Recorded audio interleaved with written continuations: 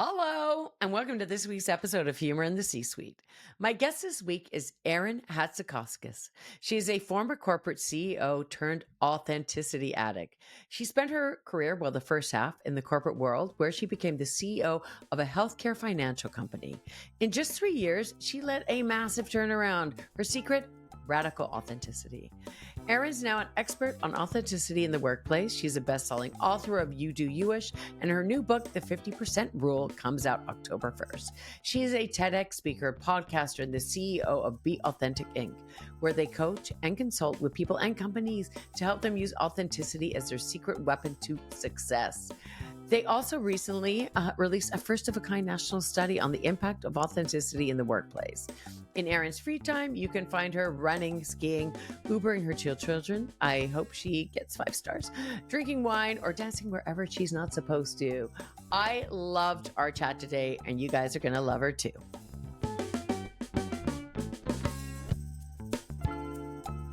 Hi, Erin. How are you today? I'm good, Kate. I don't even think I told you this. Yes. You know what my maiden name is? It's No, Davis. go. Stop it. Yes. So we're like sisters from another mister because there's no I other. love that. Yeah. I think, you know what, honestly, because I know my family changed our name Mm. uh, in World War II, and we used to be called Schnittlinger. I swear to God. You went from And Schlittlinger to Davis, and I'm from. yeah, no, That's I swear to God. And I'm like, I'll take it. yeah. It's hilarious. I know, some weird. Anyway, welcome to Humor in the C-Suite. I'm thrilled to have you. I love what you do. I want to know everything about authenticity and who you are and where you came from. So I thought because you were a C-suite executive for many years and now you're an incredible keynote speaker. So I thought we'd just start off with your story and how you got to be here. Yeah. So in my, corporate career started like most people sort of, tripped into it. My sophomore year in college, I was in the engineering program, dropped out at Western Michigan University. And my roommate came home one day and she's like, "Oh my God, I found the career for you." And I was like, "Okay, Amy, what is it?" And she's like, "No, no, no, no, no, no. It's high pay, low stress." So I was like, "Okay, I'm listening." And she said, "And you just have to be good at math. You're the only person I know who's good at math. It's called an actuary." And I was like, "Oh, right." So this is 1995 ish. You couldn't Google like how Yeah. cool is actuary. And then, Yeah. but, I went to the library. I sort of figured it out. I made some phone calls, and tripped my way into an internship. And it was a great start, except for the fact that, I was brought into an actuarial program here at Aetna in the States. It's a large healthcare organization, a health insurer.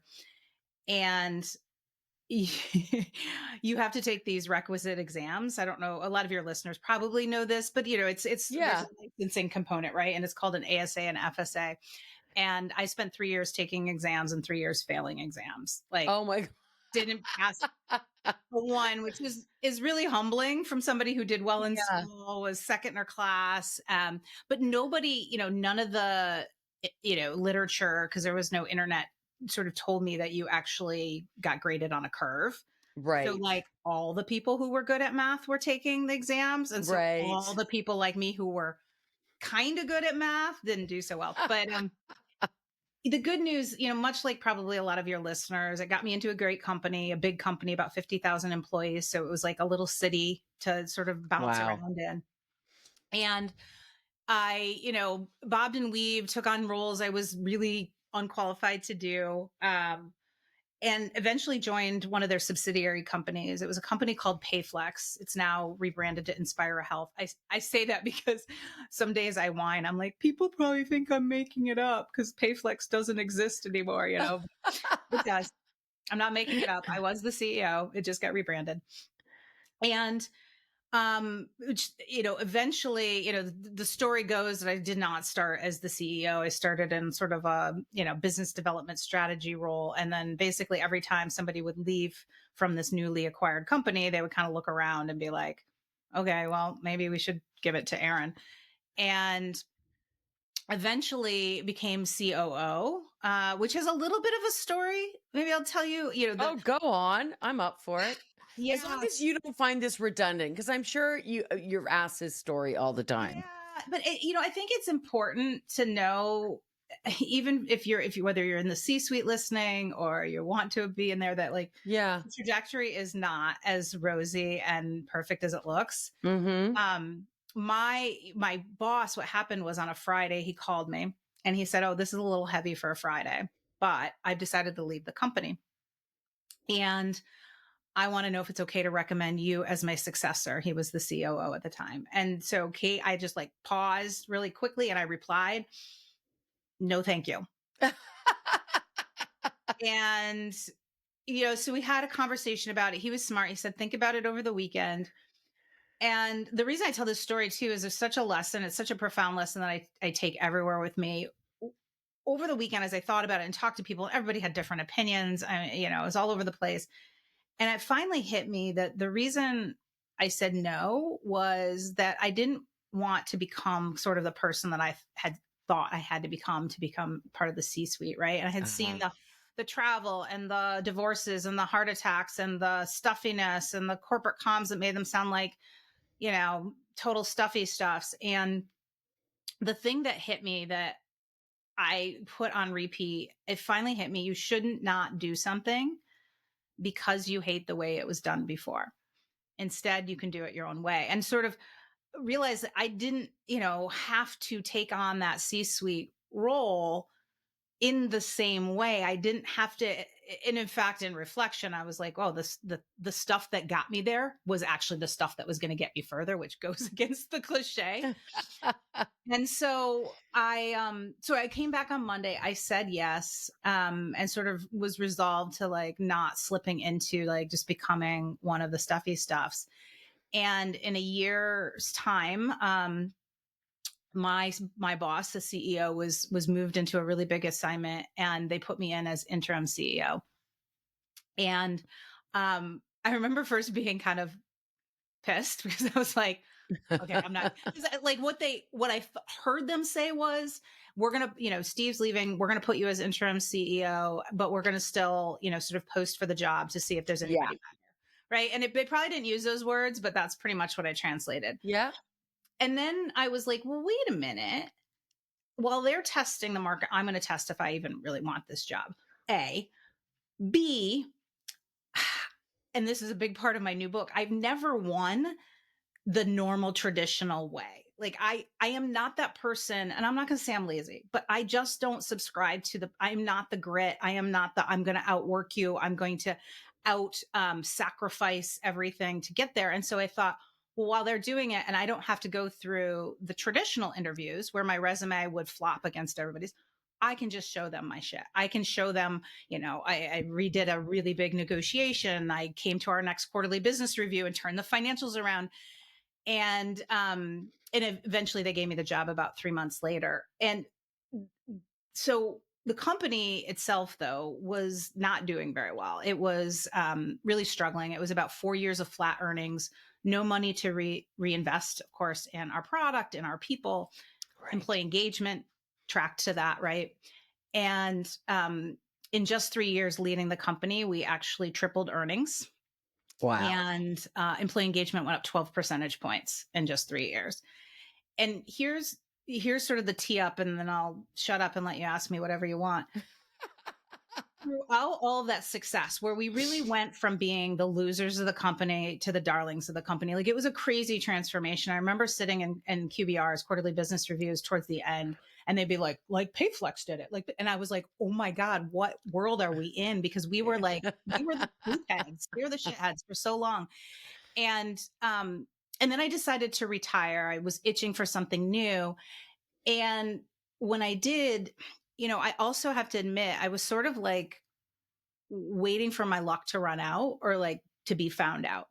And it wasn't imposter syndrome. Myself, I had gotten the concept of like, you lean over, you do things you're not comfortable. It was more that I wasn't sacrificing as much as my peers. Like I would literally this is back in the day where we would gather in a conference room every month, every quarter, right? You were constantly like with your peers, reporting out your business earnings. And, they would be traveling every week. They would be giving up vacations for something that, happened with a customer. They would move their families. And I was like, well, I'm working hard, but I'm not sacrificing it all. And in the C-suite, you're supposed to sacrifice it all, right? And so when I decided to retire, there was this theme, like people kept saying over and over, we'll miss your authentic leadership. And I wasn't surprised the word authentic, but it really wasn't a word people were running around saying to me all the time. And after hearing it about 50 times, I was like, oh, you're kidding me. Yeah. I wasn't going to be found out. I was just playing a different game than everybody else. And that's why I had success. And that's, sort of the foundation of my addiction, my obsession, my business, and everything else. Yeah. I love that. I mean, this is what you get. What you see is what you get, pretty much. And, that's why I love comedy. But Mm, I love that story. And I love how it literally took 50 people telling you that right? for 50 you to be like, people writing a book, yeah, reflecting for like a year, right? Like we don't yeah. have, and that's the thing with anybody working, but especially executives, we don't have time to reflect and figure Yes. out what sort of really our success or other people's success. And so we just end up on this hamster wheel of doing it like everybody else. And then Yeah. we're miserable when, shit doesn't work out and we're burnt out and everybody's Oh my unhappy. gosh. Yeah, no, absolutely. And okay, so before we get into how you led with humor and all that, do you have a Mm. favorite joke? So it's so funny. This has literally been the topic of conversation. So I went home. I live in Connecticut in the US, but I went back to Michigan where I'm from. And so my dad is like, he's my authentic North Yeah. Star, and he's my joke teller. And I remember we're sitting out on the deck one night having dinner, having drinks. And I was like, Dad, I need a favorite joke for this podcast. I know it's coming up.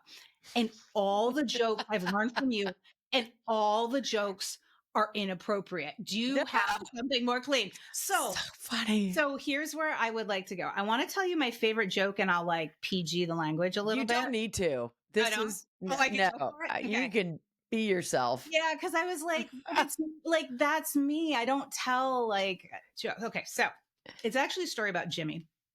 Jimmy is a little 4-year-old, and he has a train set, and he loves his train set. And he's out in the living room and he's playing with it one day. And he says, choo choo, we're coming into Chicago. All you assholes getting off, get off. All you assholes getting on, get on. Whoop, whoop. And he's like, doo doo, we're coming into Detroit. All you assholes get off. All you getting on, get on. Whoop, whoop. Well, his mom's out in the kitchen and she overhears this. She comes in. She's like, oh my God, Jimmy, you watch your mouth. You go upstairs for your room for 2 hours. You think about what you just said. Jimmy goes upstairs. 2 hours later, he comes back downstairs and he looks around at all his toys, decides to pick up his train set again. Says, dude, we're coming into Detroit. All of you that are getting off, get off. And all of you that are getting on, get on. And all you motherfuckers complaining about the 2-hour delay, talk to the bitch in the kitchen. My favorite joke. I love it. I love it. It's so funny. Every guest I have, and I say, "What is your favorite joke?" Almost all of them say, "It's dirty. I can't say it." And I'm like, "Why? Why are we hiding the fact? Why are we not being authentic in the Yeah, fact we actually all enjoy dirty jokes? we do. We can enjoy them. It's all Yeah. good." I love that. I love that, and I love the fact. You led by being you and really, and not realizing that that's what made you a great leader. Mm, And I think especially with a lot of my female guests, C-suite has been very different, and being able to use humor in those roles has mhm. been very different. Yeah. I think the gap is getting smaller, but I still feel there's a gap when I go on stage as a female comic, Mhm. depending on the room. So I definitely do you find that so when you were leading in that, Mhm. did you find you used humor in a lot of those scenarios or Yeah, for me, humor was sort of a end product, I think, of my authenticity, not to go back to it. And quite No, go frankly, back. when I sort of had this epiphany that authenticity, not authentic leadership, but literally authenticity wasn't just the thing that allowed me to say yes, but also the thing that got me results. I was like, oh my God, I have to go teach this to people. But then I was like, most people who have this definition of authenticity, which is like be yourself. And I was like, well, how the hell am I going to go teach people to be themselves? Because Yeah. they love that, but they're still not doing it. And what I realized, first of all, the Greek word is authentikos, which means Mm. to be genuine, but it also means to be original and authoritative. And so when we people see people that are authentic in the workplace, we actually see this combination. And I'm getting to your question about No. humor. So so then I was like, "Oh, okay. Maybe there is something I can teach." And what where I came around to is that people need life vests, if you will, training wheels, life vests, because the corporate world is just like this river with a current just running in the inauthentic direction that just like picks us up when we're 20 something and like just carries us down. And it's so hard to go against the stream. And so what I do and has really helped is I have a framework called the 6 principles of strategic authenticity. Humans is the acronym. And when I was developing it and sort of dissecting what are the core elements that make people where you go, oh, they're so authentic, right? In the workplace in particular, but in general. And when I thought about humor, because the H is humility, it's not humor, I realized that humor is like the salt and pepper to the equation, and a lot of people can actually be intimidated, I think, by humor. Like, oh, I'm not that funny, or it puts a lot of pressure if you say, I'm going to go into a board meeting and I'm going to be funny.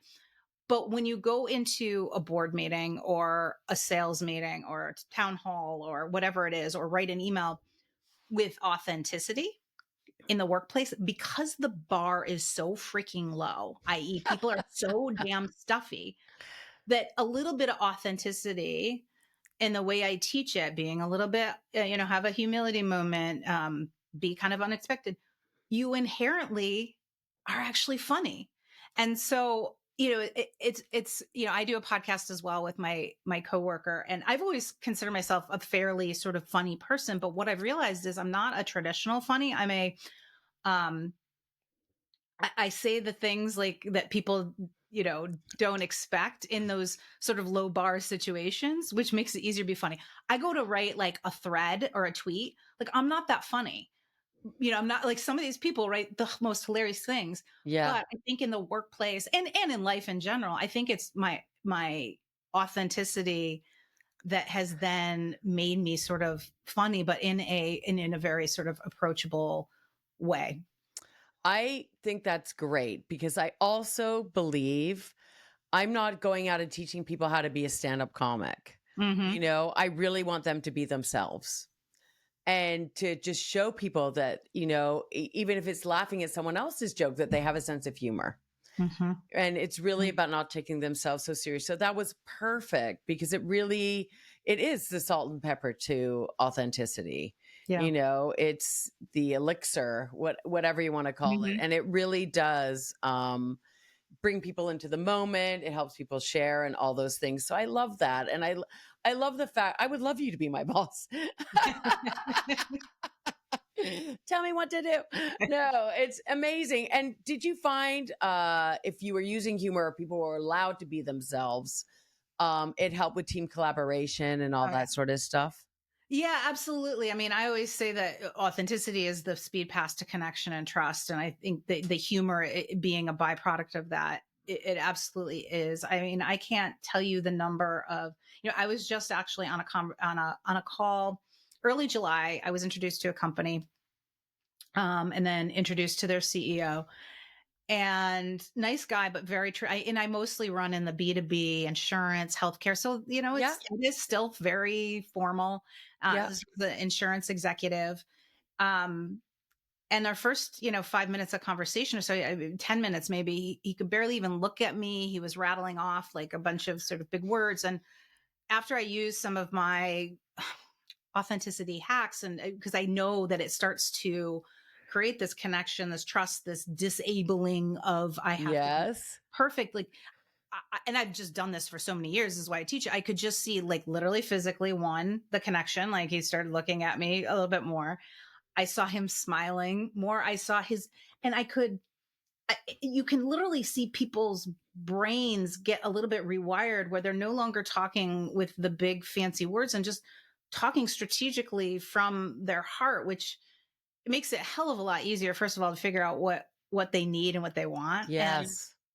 And with, we had two 30-minute conversations in 2 weeks, and they hired me to come on and consult with their company and help them find sort of a big differentiator Oh, and add authenticity. And so, yeah, it's just one example. I do think that, and like I said, that to him was humor, and it was. We laughed about things, yeah. but I wasn't cracking jokes, right? No.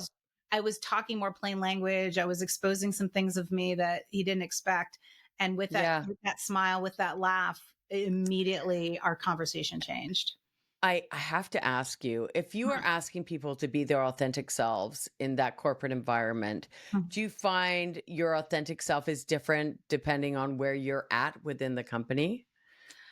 Oh, such a big question. So I there's know. I'm so a couple sorry. things. No, no, no. A couple things. I think it's really important. Okay. So, yes. Okay. A couple things.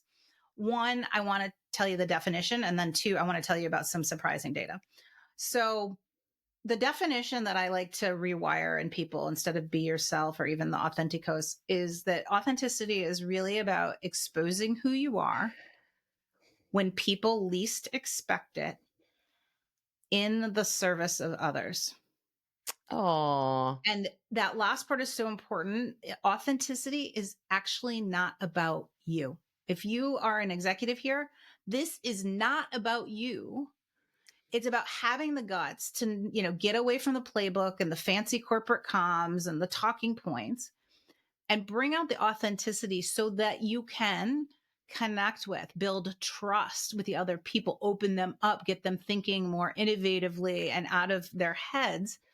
And then if you do that and you think about it that way, right? That's not about you. Like, you're not doing this as like a trade-off, like, oh, I get to be authentic. No, you are doing it as a service to your teams yeah. and, ultimately to your results. So that's the first thing. The second thing you bring up, which is so important, because one of the biggest pushbacks always is, right, yeah, I would love to be authentic, but you should see our CEO, our corporate culture isn't like that. Or, right, there's always an excuse of why they can't do it. Somebody else is not doing it. And it was interesting. So 2 years ago, we did research.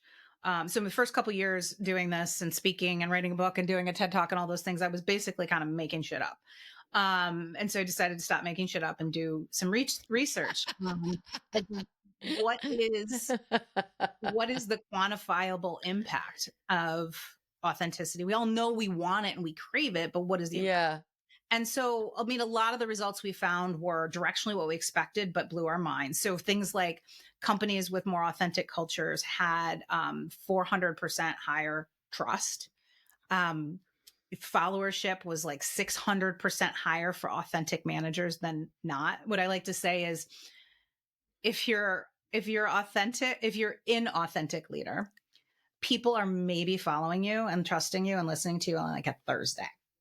But if you're an authentic leader, they're trusting you on a Monday, a Tuesday, a Wednesday, a Thursday, a Friday, Yeah.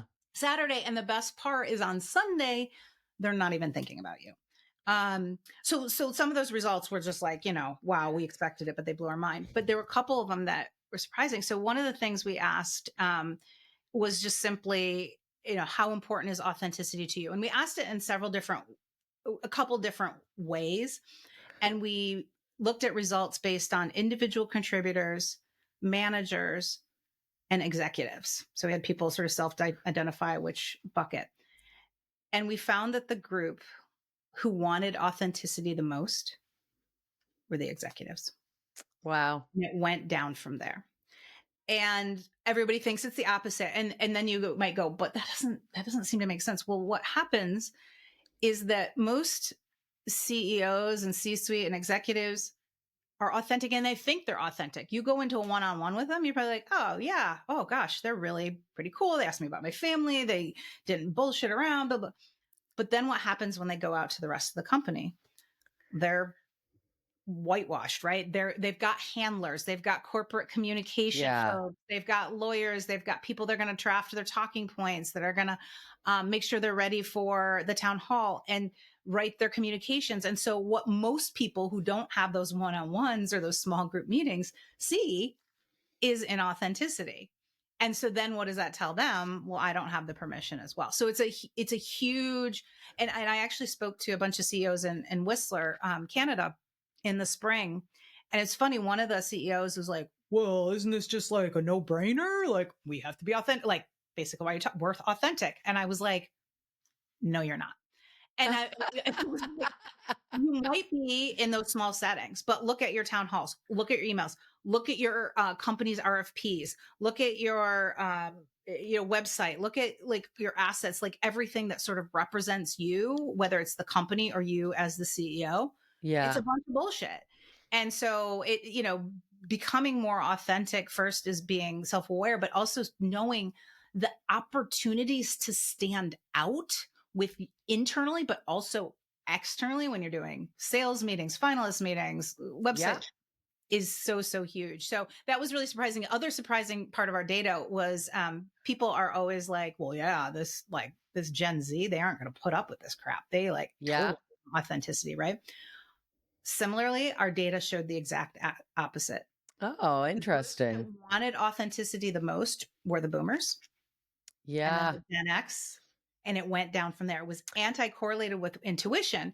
Yeah. And the only explanation I can give you there is that people of our generation, I'm Gen X or boomers, like we've been in the workplace for Yeah. 25, 30 years, 40 years.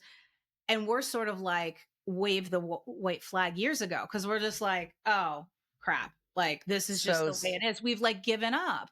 yeah. And so it's not that we don't want it, that we don't crave it.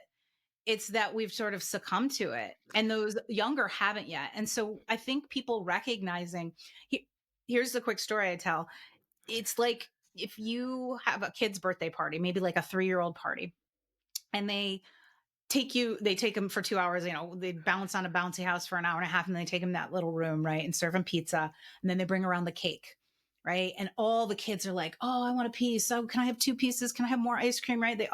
And then awkwardly, the parents stand around the outside waiting for this freaking thing to be done.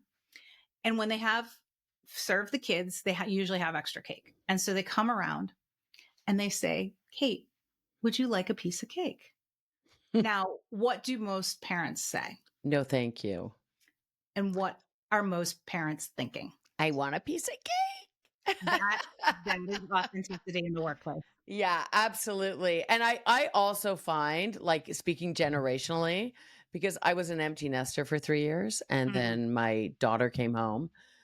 Oh, and they say you go through like 3 things when your kid leaves. Like one is grief, right? You mhm. pretend, close their door, pretend they're there. Next one's joy. You're like, okay, or relief, Yeah, right? It's like, I oh, don't my bring them house is around. clean, my Mhm. food's still there, and then it's joy. It's like they're gone.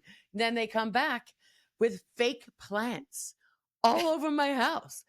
And I said to her, I'm like, aren't you the generation of authenticity? Like, aren't you the reason I had to give up my Spanx? Like, are we- but I love that. And I do think humor is very similar in the sense of it's not so much, does this make me look funny, but how does it make the other person feel? That's And, exactly right. That's and is, exactly right. Right? You're not yeah, doing it to be like the class clown. You're doing it to yeah. create connection. Although I did terrorize many teachers. Oh, Just, I bet. Oh, I oh bet my God. my son is doing that the same thing, and I'm trying to see big picture. Big picture. I have to ask you, because I can see your books. Which one did you write first? You Do You-ish? You Do You-ish. Yeah, that came out in 2021. And then my latest baby, The 50% Rule, Good officially job. releases October 1st. Wow, I love that, everyone. Go get a copy. I love that. And what's the 50% rule? Do you mind me Oh, asking? yeah, I love like it's sort of ludicrous. I'm so obsessed with the rule in this book. It's It's so fun. It's so game changing. So the story on the 50% rule is, while I was out talking about authenticity, writing the book and the TED Talk and all this stuff, totally confident in my message, I meanwhile was learning how to become an entrepreneur.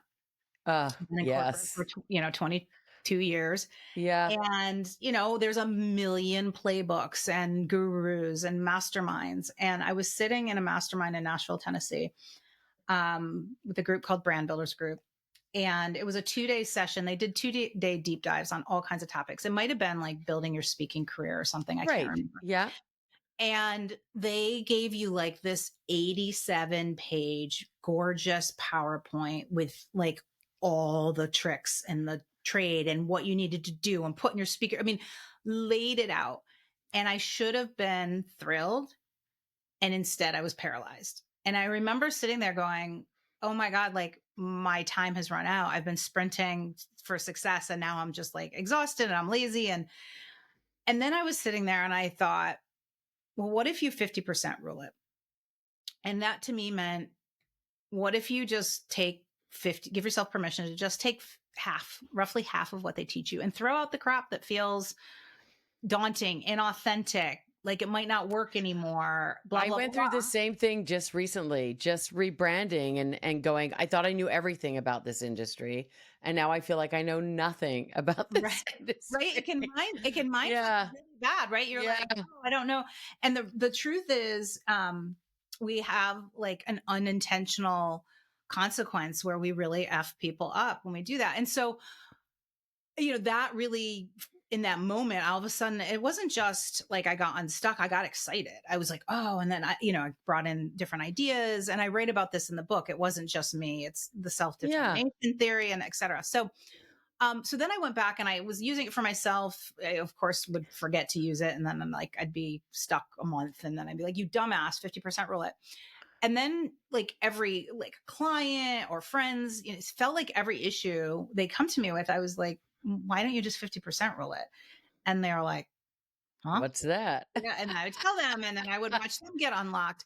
But, honestly, really powerful, but still not enough to write a book about it. But then what happened is I started to see the 50% rule everywhere. And so I was at Hamilton, and I was like, oh my God, Lin-Manuel Miranda 50% ruled Broadway, right? He did half normal, half new. I was watching John Madden's documentary and I was like, oh my gosh, he 50% ruled broadcasting. He almost didn't become a broadcaster because he didn't want to be like a hair dude. He called them like everybody else. Right. And then he, right, but Yeah. he sort of hafted it his own way. And I saw it with the Savannah Bananas and Ruth Bader Ginsburg and her relationships and Spotify. And so what hit me, why I'm so obsessed with this book, is that it isn't just like this self-help tool to get over your shit. It's actually a formula that can help you, what I say, kind of go from underdog to unmatched in a hot second and without working harder. It's like this magic formula. Like Wow. Weird I tell a story about Weird Al Yankovic, like Yes. not a good singer at all. A Nope. mega superstar with a Hall of Fame Yeah. star and bigger than some of the musicians that he They parodied. sing. Yeah, absolutely. And so it's really fun. There's over like 60 some quotes and derivative sort of lessons and mindset hacks and formulas, not Amazing. just for personal development, but also there's a whole section on business innovation and how you can Wow. use it to really leapfrog Or did everybody you else. self-publish or are you No, publishing? no, I have a publisher for it. Yeah. I Yeah. self-published the first one. This one, I'm partnering with Urano, a traditional publisher. Amazing. Yeah. Oh, that's so great. Congratulations. Everyone go get a copy. We'll promote it everywhere. I love that. I also love the fact that you're just going with the flow. And I think, it says a lot about your sense of humor in Mm. that you're not afraid to fall, to flail, to do those things. And I think that's a part of being authentic, but also when we use humor, when we don't take ourselves so seriously and we can see ourselves with that lens of levity. Yeah. Um, It And really I want helps. to hit that actually, because I know I've been talking a lot about authenticity. You're like, this is humor in the C suite. No, no, no worries. This is something I'm super passionate about. So, both of my books, You Do You-ish and The 50% Rule, are freaking funny. I love Why? that. Why? Because nobody wants to read a boring ass, like, self Yeah. help business book. And I feel like I'm not the only one that sees it, but I think it's a rare thing in the world that we live in, right? Where Yes. there's a lot of self-help business Yeah. type, right? Nonfiction books. And back to the humor thing, I, and again, I'm not a humorist per se, but because I wrote You Do You-ish, like I talk. Like I literally I was Yes. like, I was a math major, like I shouldn't be a writer. And then it hit me. I was like, oh, writing a book is just talking on paper. And so when people read You Do You-ish, like my biggest compliment, if you look at the reviews, is they're like, I was dying laughing. Not I because love I was that. like, not that I was trying to make them laugh, but I was very conscious that I am going to write a book that people enjoy reading. They don't read it because it's like something they have to do to be a more noble leader or have a better career. Mhm. I And that's love why I'm that. so obsessed too with the 50% rule, because what happened with You Do You-ish, it was self-published. I got to do whatever the hell I want. I freaking punted that thing out into the world, had no clue like how much of a mess was it. Like, do people actually find anything? I thought some things were funny. And I get such great reception with, how fun it was to read and how funny it was, Yeah. that when I wrote the 50% rule, I just cranked that shit up even higher. And so I that's what I love love about the book. It's it. like, even if it will change your life, it really will, because I've seen it change so many people. Like, I've had a book group for a year and a half that just has used the rule so many times. Um, but even if it isn't, like, you'll have a lot of fun reading the stories and laughing throughout the ridiculous metaphors and the way I talk in that book. And that's where humor, it is so important, that people don't, like, they think, oh well, it's only meant for this place or that place. Is like, no, everybody's human. All we want to do is laugh, like pretty much Yes. nonstop if we can. Absolutely. You know what? Because serious stuff is always going to happen. It's how we move forward in spite of the serious things. Mhm. So, and I think humor and authenticity and vulnerability and all those things can lead to that, for sure. And do you find, like, in terms of, when you're dealing with, because I know you have two children Mhm. and stuff like that. And kids are always so funny anyway, and Mhm. always themselves until, all the negative narrative and the Yeah. shoulds or should nots come into play. Are you using these rules with them? Oh God, yeah. They are. Yeah. I mean, they're 16 and 13, so they would, you'd have to maybe put a gun to their head to actually admit that maybe they were learning something from me and that I'm semi cool mom. But yeah, one of my favorite my favorite moments when I was writing You Do You-ish, it was COVID. So I started writing it March 2020. And we had transitioned their playroom into sort of a co-working space. It was part my office, part like a desk for them to do their, Right. at Yeah. home stuff. And my son, so that was 4 years ago, he would have been 9. And we were both in there, and I was writing something, and all of a sudden he got very inquisitive, like, who's going to read your book? And I sort of told him, well, I think it's mostly for these kind of people, that kind of people, or whatever. And I said, are you going to read it, Mick? And he goes, well, I will if you let me, with all the swears I know are in it. So yeah, no, they That's are definitely great. living the 50% rule, authenticity in Yeah. the ways that I define it, a little bit more every time they make a move. So I love that. Okay, and in terms of using humor, do you have mm. any tips or advice you'd like to share with anyone? Yeah, I mean, I think it goes back to, don't get into your head. Humor is not about a joke. It's about, I mean, a lot of times, if you use part of my definition, exposing who you are when people least expect it. It'll give Yes. you a lot of humor, right? So, Yeah. you get on a call and, instead of being like, oh, I'm sorry, I'm a couple minutes late, which is like the most passive aggressive, snoozy, expected thing. What if you're like, just, t- just honestly tell the truth? I'm sorry, I'm a few minutes late. I, just had to run to the bathroom and found my daughter's Barbie in there and had to like, fish it out. Um, just expose, some of those Yeah. things that make you Y- humble, like, Yes. that Yeah. are places you faltered, and not only will you gain that connection, but people will think you're really funny. Oh my gosh, I've had so much fun with this. I could talk to you all day. Okay, one last thing. What Mm. is the funniest thing that's ever happened to you? 'Cause that's the way we always end it. I Yeah. know. So, I mean, so many things, but I write about this actually in the 50% rule. I remember thinking I'm a big storyteller and I like telling kind of the metaphorical and the Yeah. literal, right? And I remember thinking, like, this is kind of my funniest moment in my life. I got to figure out a way to use it in the book that it sort of tells a lesson. So I did. And the chapter's called Don't Throw the Baby Out with a Hot Tub Water.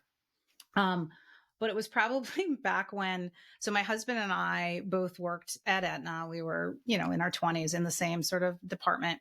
And we over time started to get a little email flirty, and eventually I invited him to go on a trip up to Vermont. Every year my friends and I would organize a ski trip with, there would be like 20, 25 of us, right? This is our, we're like Yeah. 23 and still Yeah. like crazy but working, and had a little bit of money to rent a house. And so I thought, well, nothing else, it'd be fun, to be friends with him, because we're like the only two young people in this whole department. So anyway, he came on the trip that Friday night, got up there, and we were playing lots of drinking games, flip cup and stuff, the social lubricants down. Yeah.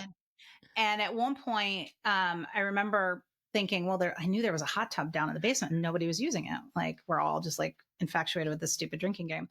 So I asked him, do you want to go down in the hot tub? So we go down, and he changes in like the regular part of the basement. I go shut the door, and it was like a sauna hot tub room, and I changed into my bathing suit, and we get in the hot tub, we talk for about 45 minutes, we finally kiss, right? It's sort of start of our relationship. So about 3 or 4 months later, we're still dating, and well, of course, we're married now. We just celebrated our 20th wedding anniversary, actually. Aw. um but it's springtime, it's like May, and we're getting ready for a trip to the beach, and he says to me, oh, are you going to wear your blue bathing suit? And I was like, wow, like most men don't remember what you wore the day before, let alone he remembers the Yeah. color of my bathing suit from 4 months ago when we first kissed. And he says, yeah, the one you were wearing inside out. And I was like, what? He goes, yeah, that brown part was showing. I was like, are you kidding me? Why did you tell me? Well, I didn't want to embarrass you. But yeah, so that whole time, Kate, I love I it. thought I was like hot as shit sitting in that hot tub, right? With a guy I worked with. Like, thank God it like worked out. And the whole Oh, time because I got, ready in the dark and probably under yeah. the influence of way too many beers. And I sat there with my bathing suit inside out the entire time. Oh my gosh. And I love the fact I asked, yeah, are you wearing the blue bathing suit? I Yeah. hope you wore it inside out. God, remember that was back in the day when there was that brown part, like Yes. younger Oh, folks are yeah, probably yeah. like, what? Well, no, What? bathing Yeah. suits used to have like Like lining. padding and yeah, all that. I love that. I have really enjoyed our chat today, honestly. And I'm so excited for people to read your new book coming out October 1st. Thank you. And yeah, just keep spreading the word of authenticity, and I'll keep spreading the word of humor. Thank you Yes. so much for being on Humor in the C-Suite. Yeah. And thank you so much for doing this. I'm telling you, I say it all the time. Business is serious. That doesn't mean you need to be. And I Yes. love that you've dedicated yourself to shaking up these C-suite executives, and not Yeah. just like giving them permission, but giving them the tools and the data. Like, this stuff has a return. And so I love what you're doing too. And I'm so glad. Oh, thank you Together. so much.